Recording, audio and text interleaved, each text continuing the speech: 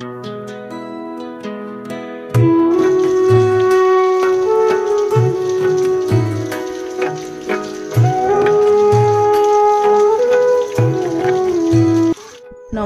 বন্ধুরা, আমি পূজা, life with পূজা চ্যানেলে তোমাদের সবাইকে স্বাগত। তোমরা সবাই কেমন আছো? আশা করি তোমরা খুব খুব ভালো আছো। আমিও ভালো আছি।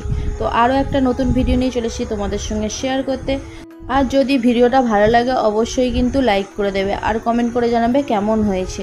আর তোমরা যদি আমার নতুন বন্ধু হতে চাও অবশ্যই কিন্তু সাবস্ক্রাইব করে দেবে। আর এখন বাজছে ওই 8:30 9টা মতো। আর সকালবেলা ভাগ্যিস সব কিছু কাজগুলো সেরে নিয়েছি, বাইরের কাজগুলো। নাহলে সেই ভিজে ভিজে বাসন ধুতে হতো, জল তুলতে হতো। তো ওইটাই তো হচ্ছে বাইরের কাজ, তারপরে তো সবই ঘরের মধ্যে কাজগুলো, তাই না? আর বৃষ্টি হওয়ার আগে আমি ভাবলাম যে ভাতটা উনুনে করে নেবো, যেহেতু হাঁড়িটা কালি আছে। তো গ্যাসে করতে হলে সেই হাঁড়িটা আবার ভালো করে ঘষে মাজে ধুতে হবে। তো আমি ভাবলাম যে উনুনে করে নেবো, বাদ বাকি যেসব রান্নাগুলো সেই রান্নাগুলো গ্যাসে করে নেবো। তো সেটাও তো করতে পারলাম না। তো বৃষ্টি থামলে তারপরে ওদিকে ভাতটা করে নেবো। আর তার আগেই যে রান্নাঘরে চলে এসেছি। আর যেসব রান্নাগুলো আজকে দুপুরবেলা করব আগে করে নিই, তারপরে পরে দেখা যাবে বৃষ্টি থামলে। আর এদিকে দেখো ওর বাবা আবার মাছ নিয়ে এসছে। আর কালকে না রাত্রেবেলা মাংস নিয়ে এসেছিলো, অর্ধেক মাংস করেছিলাম আর অর্ধেক মাংস আজকে দুপুরবেলা করে নেবো। আর মাছগুলো ভাবছি রাত্রেবেলা টাটকা টাটকা দুটো ভাজা খাবো, আর বাদ বাকি ফ্রিজের ভেতর ঢুকিয়ে রেখে দেবো। আর যখন বৃষ্টি শুরু হয় তখন তো আমি মাছ বাছছিলাম, আর কিছু জামা আমি বাইরে মেলে দিয়েছিলাম। তো মেলে দিতেই তারপরেই তো বৃষ্টি শুরু হয়ে যায়। আর ওর বাবা এসে বলে যে জামাগুলো তুলে দেবো। আমি বললাম ঠিক আছে, জামাগুলো তুলে নিয়ে এসো। আর তুলে এসে দেখছি যে এই যে ঘরটায় সব মেলে দিয়েছে, আর কিছু এই যে বাইরেও রেখে দিয়েছে। সেই জামাগুলো আর ভিজবে না, মানে ওপরে সানসেটের মতো আছে, তো সেই জন্য আর কি রেখে দিয়েছে বাইরে। আর সব জামাগুলো তো আর ঘরে মেলা যাবে না, তাই না? তো ছোটো পাড়া দড়িটা তো যেটুকু মেলা গেছে সেরকম করেই রেখে দিয়েছে। আর এদিকে দেখো বৃষ্টি কিন্তু একভাবে হয়েই যাচ্ছে। তো ওদিকে কিন্তু আমি রান্না চাপাবো, সেই জন্য দেখো সবজিগুলো কেটে নিচ্ছি। আর মাছটা তো কাটা হয়ে গেছে, মাছটা ঢুকিয়ে রেখে দিয়েছি। আর আজকে ভাবছি হোঁপা ভাজা আর পটল ভাজা আর মাংস কষা করব। আর ও জানো তো মাংসের ঝোল একদমই ভালোবাসে না, মাংস কষা হলে বেশ ভালোবাসে, সেই জন্য মাংস কষা করব। কালকেও করেছিলাম কষাটা, সেরকম মতনই করবো আজকেরটা। আর এই হোঁপাগুলো চাষতে চাষতে আমার একটা জিনিস মনে পড়ে যায়। তো যখন আমি ছোট ছিলাম তখন ওই মায়েরা হোঁপাগুলো চেঁচে তারপরে কাটতো ভাজা করবে বলে। তো তখন কিন্তু মায়েরা বেশ ভালোই পারতো, আমরা তো পারতাম না, ছোট ছিলাম। তো আমরা তখন এরকম করে একটু টুকরো করে কেটে দিতাম। তো এখন দেখো সেই হোঁপাটা আমরা আর টুকরো করে কাটি না, বেশ চেঁচেই মায়েদের মতো করি। আর দেখো যেটা পারতাম না সেটাও পারি, মানে সময়ের সাথে সাথে কত কি পাল্টে যায় বলো।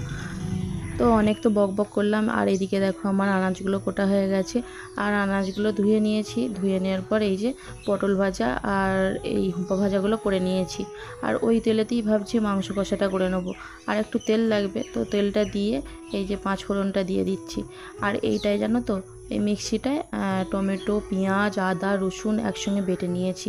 কালকেও করেছিলাম, তো বেশ খেতে ভালো লেগেছিলো, সেই জন্য আর কি আজকেও সেরকমভাবে করে নিচ্ছি। আর কিছু পেঁয়াজ যে গোটা রেখে দিয়েছি কুঁচো না, সেগুলো ভেজে নেব।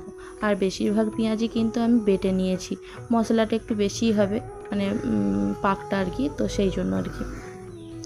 তো পেঁয়াজগুলো ভেজে নিচ্ছি, ভেজে নেওয়ার পর এরপর কিন্তু আমি মশলাটা দিয়ে দেবো। আর তোমাদেরকে দেখায় এই যে ধনেপাতাটা, তো এই ধনেপাতাটার দাম জানো 5 টাকা। তো কালকে 10 টাকা ধনেপাতা নিয়ে এসেছিলো, আর অর্ধেকটা করেছিলাম আর অর্ধেকটা এই যে। আর কালকে 5 টাকা, আজকে 5 টাকা, তো বুঝতেই পারছো 10 টাকা ধনেপাতা কইটুকুন। তো অফ সিজনের সবজির এত দাম কি বলবো আর। তো আমি ওকে বলেছিলাম যে ধনেপাতা নিয়ে আসতে হবে না, তারপরেও দেখছি নিয়ে এসছে। তো যাই হোক মাংসটা একটু খেতে টেস্টিও হবে ধনেপাতার জন্য, সেই জন্য আর কি। আর দেখো তোমাদের সঙ্গে বকতে এই যে পেঁয়াজগুলোও ভাজা হয়ে গেছে। এরপর কিন্তু সেই আদা, রসুন, পেঁয়াজ আর টমেটো বাটাটা এর মধ্যে ঢেলে দিচ্ছি। তারপরে দেখো হলুদ গুঁড়ো, লঙ্কা গুঁড়ো, জিরে গুঁড়ো যেগুলো লাগবে সেগুলো দিয়ে দেবো। আর লঙ্কা গুঁড়োটা ভাবলাম যে তেলের মধ্যে দিলে একটু কালারটা হবে, তো তারপরে ভুলে গেছি।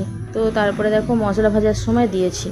আর বাবাইয়ের জন্য তো বেশি লঙ্কা দিতে পারবো না, বাবাই খেতে পারবে না, সেই জন্য তো অল্প লঙ্কা দিয়েছি। আর এদিকে কিন্তু আমি মশলাটাকে পাক করে নেবো, করে নেওয়ার পরে টুকরো করা আলুগুলো আর মাংসটা তারপরে দেবো।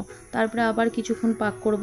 তো আমি কিন্তু যখন মাংসটা কষবো তখন কিন্তু ভালো করে ঢাকা দিয়ে অল্প আঁচে করব, তার কারণ হচ্ছে কষা কষা হবে, তো সেই জন্য। আর সেদ্ধও তো হতে হবে, তাই না? সেই জন্য আর কি।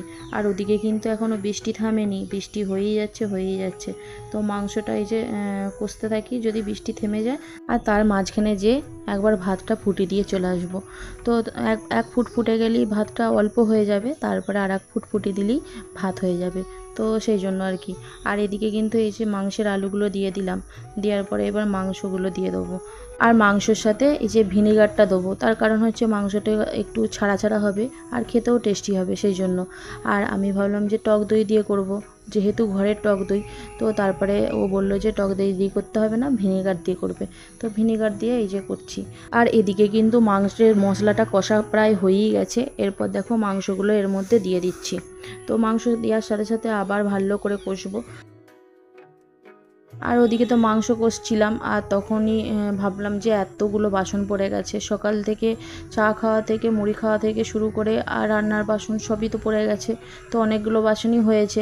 আর দেখো, কাজের ফাঁকে কাজ করলে টাইমটাও পাওয়া যায় আর কাজগুলো কিন্তু তাড়াতাড়ি হয়ে যায়, সেই জন্য আর কি। আর ওদিকে কিন্তু মাংসটা হচ্ছিল, আর এদিকে কিন্তু বাসনগুলো ধুয়ে নিলে তাহলে তাড়াতাড়ি কাজগুলো সারা হয়ে যাবে।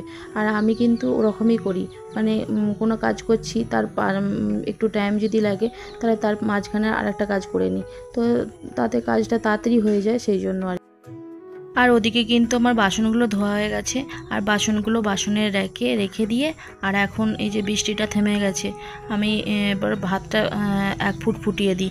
তো এখন দেখো এই যে এই কোয়ার্টারের পাশের কোয়ার্টারে চলে এসেছি, এসে এই কাগজটা নেবো আর দুটো জ্বালনি নেবো।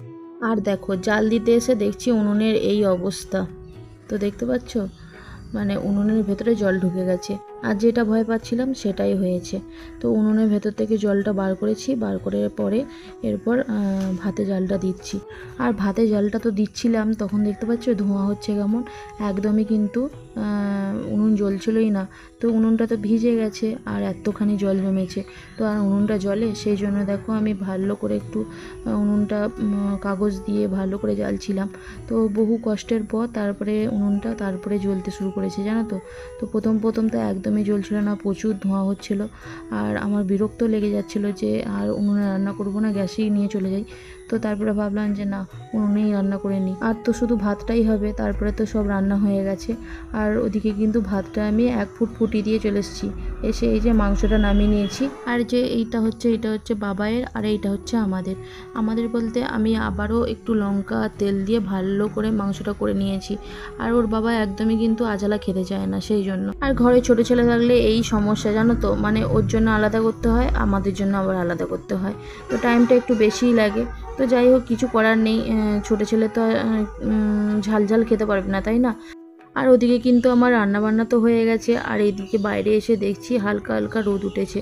তো কাঁচা জামাগুলো সব ঘরে মেলা ছিল, তো সেইগুলো নিয়ে এসে আর এখন দেখো বাইরে এই যে মেলে দিয়েছি। আর বর্ষাকাল এরকমই হয়, জানো তো, কখনো কখনো এমন বৃষ্টি আসে, তো ভাবি যে আর মনে হয় বৃষ্টি থামবে না।